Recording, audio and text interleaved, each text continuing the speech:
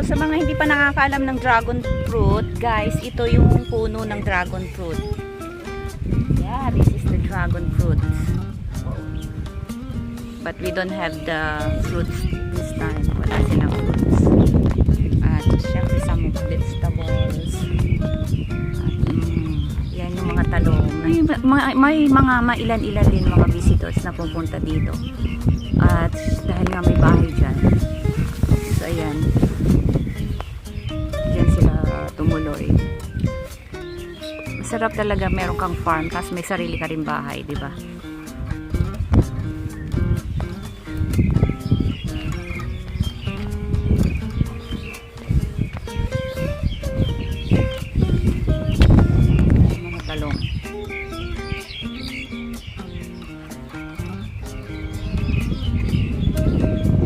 Privacy here, may privacy house here. Longan trees. Ayan, may privacy house here.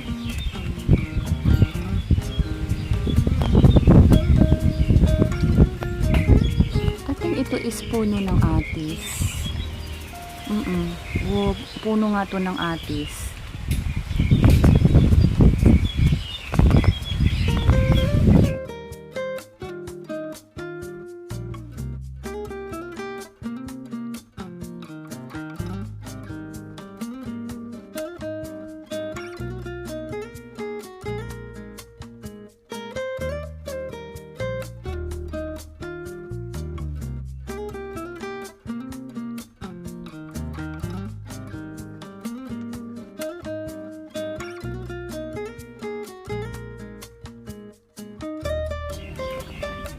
Nag-iisang cauliflower dito, guys. Oh, ayun pa. Meron siyang kapatid doon sa dulo doon. Ayan. Tatlo lang silang naiwan. Pero, ayan. Sarap niyang kunin. Bilhin. So, kamatis na. Sweet kamatis para lang sa mga vegetable. Yan. Sa mga vegetable. Ito nanggaling na yan doon sa farm. Tinitinda na nila yan dito. Organic siya.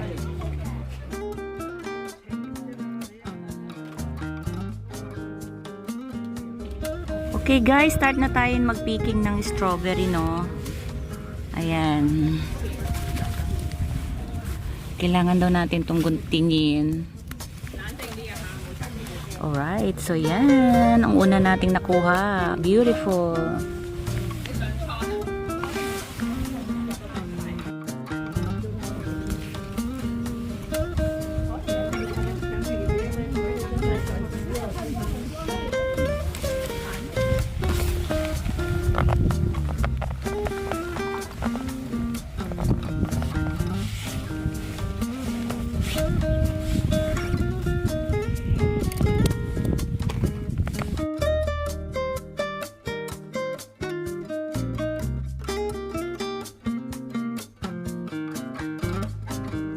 Namamayong tayo kasi sobrang init. Guys, oh. Medyo maliliit siya. Hindi siya masyado. Medyo maliliit siya. Hindi pa siya masyado malalaki. Pero, syempre, malawak to. Kailangan natin magtiyagang maghanap ng medyo malalaki. So, yan guys. Sweet! Ay, excited! Let's go, guys!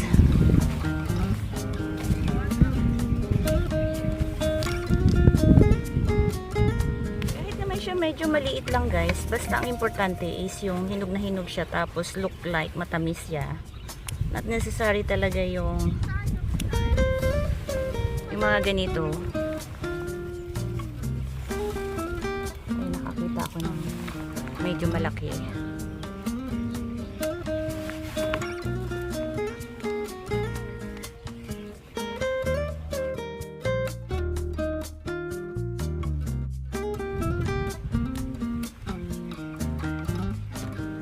Promise.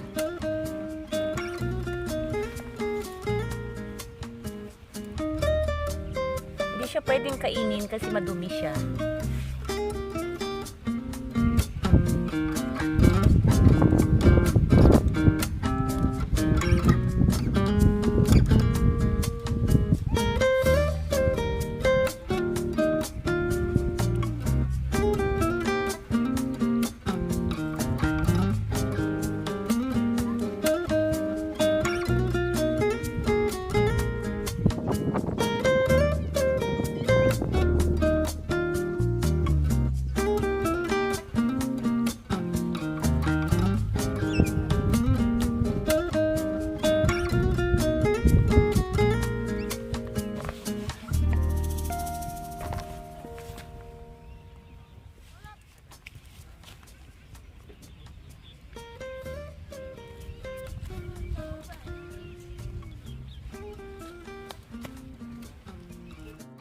Kapag nandito ka na sa strawberries at nag-i-start ka ng mag-picking, so cut slowly and there have plenty of time to relax and enjoy the moment, and don't rush to fill your basket with as many berries as you can find.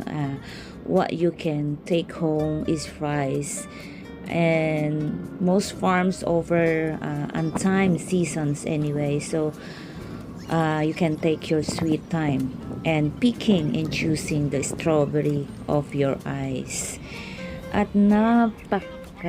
memorable ito sa akin, although I'm just alone, is just because the strawberry looks plumper doesn't always mean sweeter. You gotta follow the strawberry, and yung bangon ng strawberry talaga is yummy. It's very sweet strawberry, and matatagpuan lang dito yan syempre sa pinching dito sa may fanling.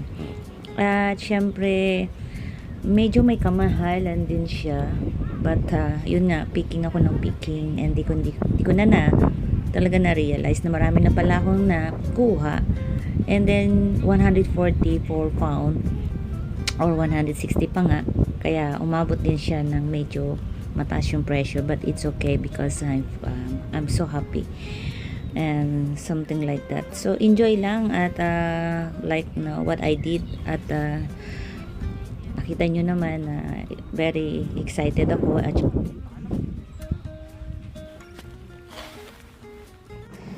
actually 6 strawberry farms to visit for picking season in Hong Kong from December to April is strawberry picking season in Hong Kong. Syempre yung 6 na strawberries farm is first is ito nga, pinching sa Fanling, at meron sa Taitong Organic Eco Park sa Yunlong. Napuntahan ko na rin yan, sobrang malaki din siya. And also there is Camtin Country Park, I never been there yet. And also have Long Ping Strawberry, sobrang and the part of Yunlong din yan syempre. And few next strawberries here in Pinching Fanling and Living Farm Typo also they have. So look at this guys, ang dami niyang bunga oh. Wow, di ba?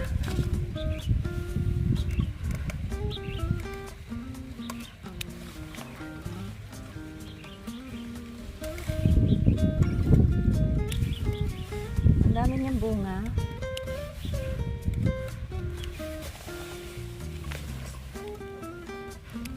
Ayan guys, oh. Ang dami niyang bunga talaga.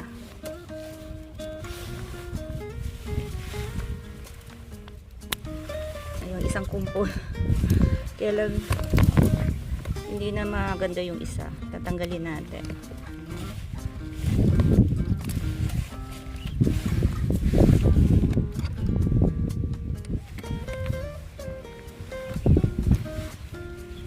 Tama na yan.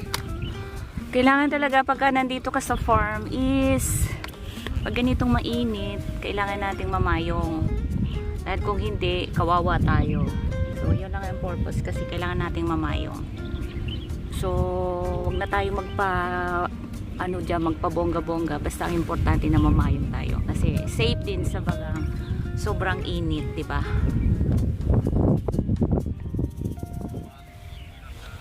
So yan guys, ang daming strawberry. So yan. At natapos na rin tayo sa pamimitas ng mga strawberry.